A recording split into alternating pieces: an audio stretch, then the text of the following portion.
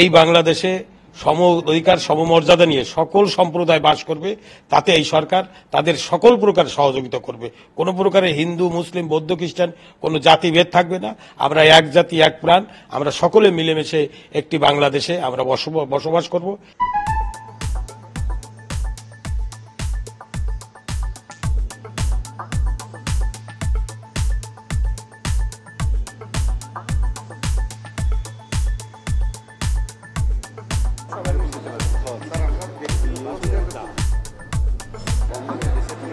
না কিছুদিন বন্ধ করা যাবে না।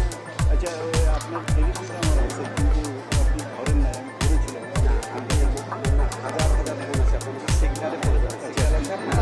সিগনাল আছে তবুও একটু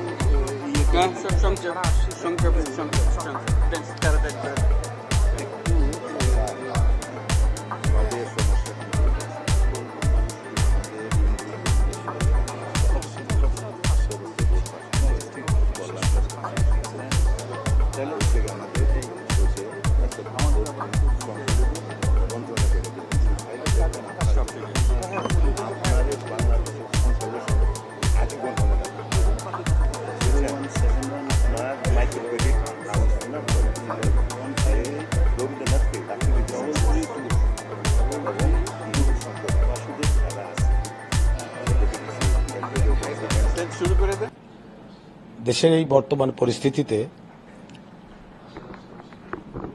বর্তমান রাষ্ট্রের প্রধান উপদেষ্টা আমাদের ঢাকেশ্বরী জাতীয় মন্দির পরিদর্শন করেন এবং সংখ্যালঘু সম্প্রদায়ের সারা বাংলাদেশে যে নির্যাতন নিপীড়ন হচ্ছে উনি বলেছেন যে এটা আমার অবগত, আমি জানি, আমি আশা করি এটা থাকবে না।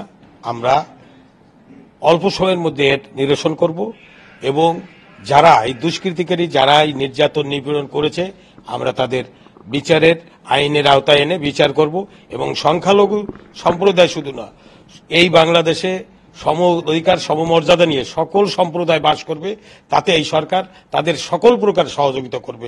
কোনো প্রকারের হিন্দু, মুসলিম, বৌদ্ধ, খ্রিস্টান কোনো জাতিভেদ থাকবে না।